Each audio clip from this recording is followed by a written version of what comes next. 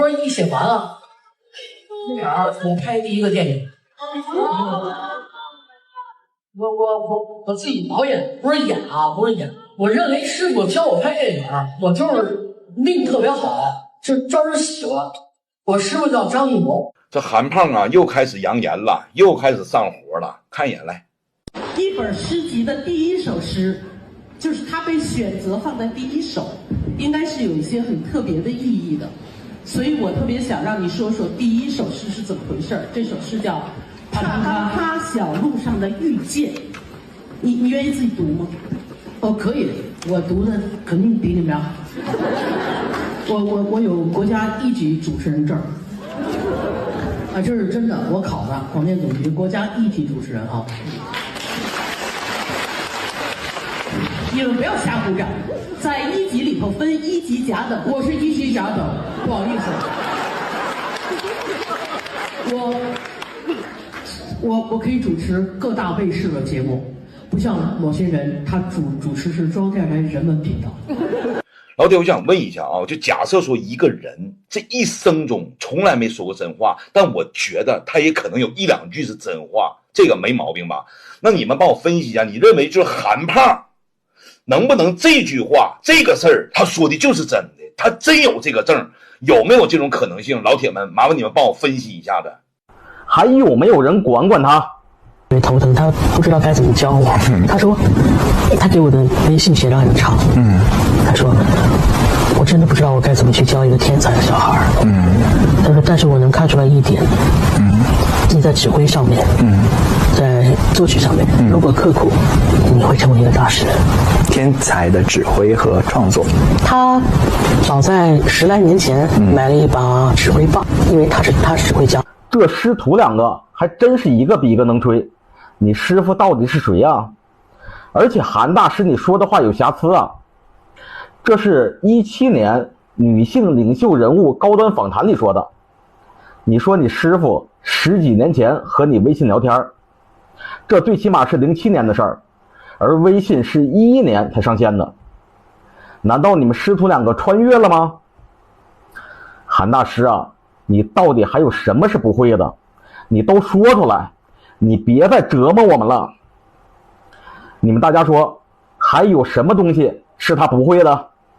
你们都说我韩红大姐满嘴跑火车，没真话。哎，你错了啊！你听下面这话是不是真话？没出息劲儿，抬起头来！没出息，就是一个腿吗？我长那么难看，我都没你好看。你看看我长那么难看，我到这来天天晒得黑猴子一样，你比我长得好看。这难道不是真话吗？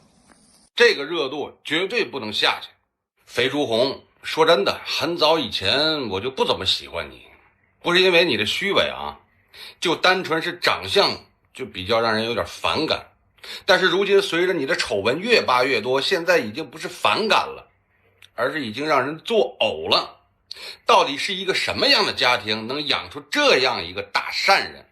青藏铁路都没你嘴里的火车长啊！这首歌谁都可以唱，我也可以唱，唯独你不行，因为你不配。人在做，天在看。什么是天？老百姓就是天。各位网友，这个热度绝对不能下去，不然以后他还会作妖，还会害人。这一次一定要把他按到泥里，让他永远不能翻身。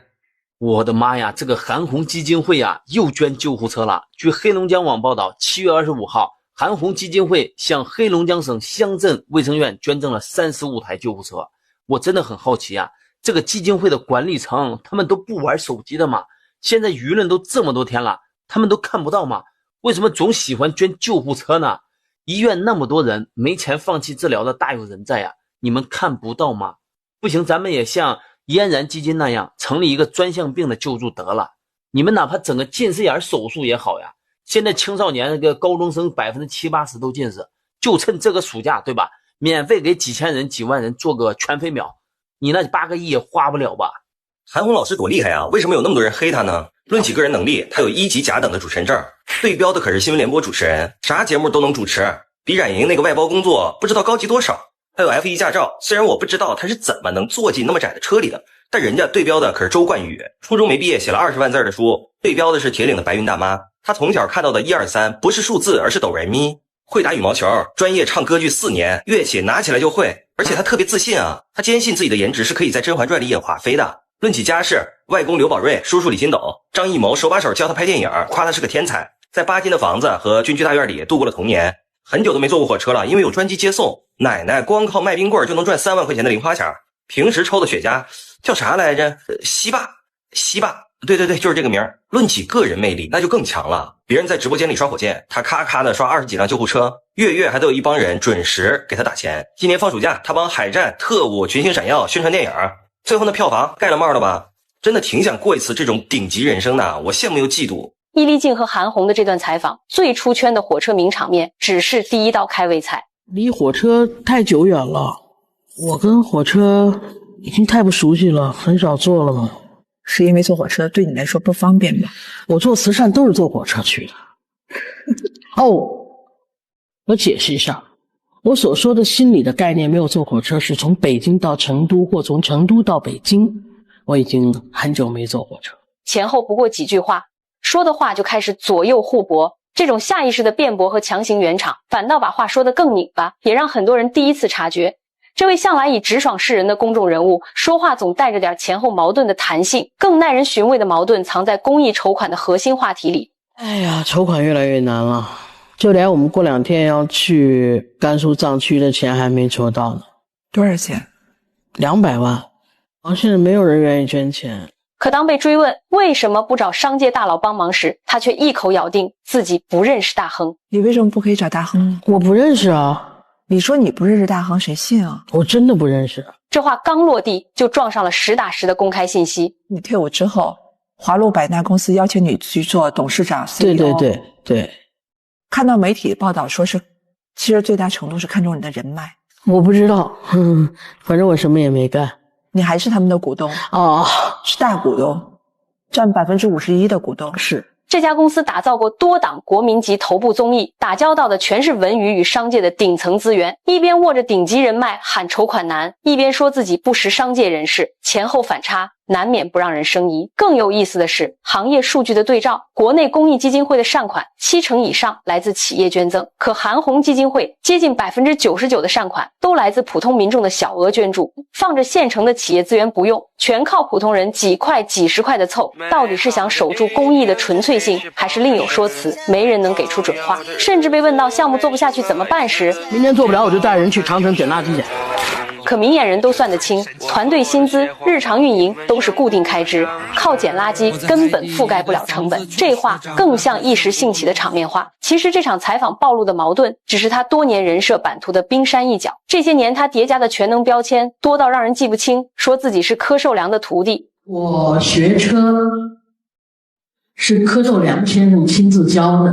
我从小喜欢车，我自己也是个有 F1 车证的车手。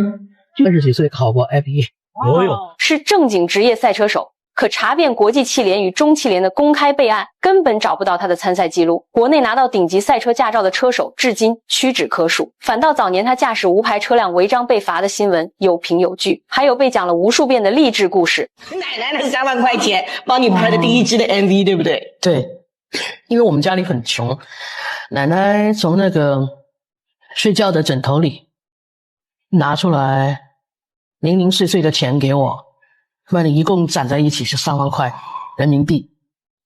那是在1995年。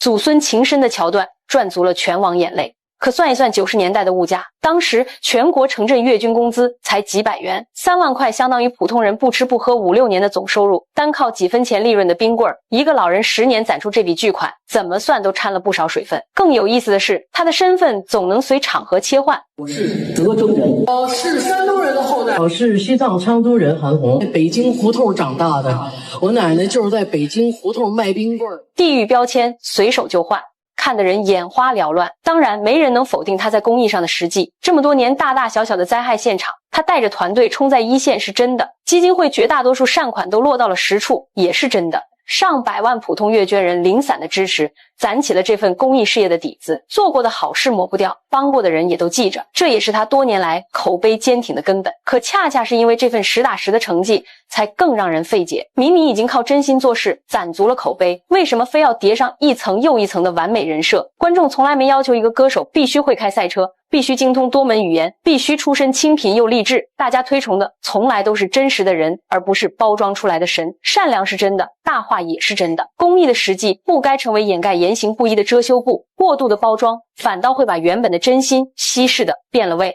内娱从来都不缺完美人设，缺的是说话算数、言行一致的人。人设吹得再满，总有被扒开细节的一天。比起十全十美的标杆，坦坦荡荡的真实才是最站得住脚的口碑。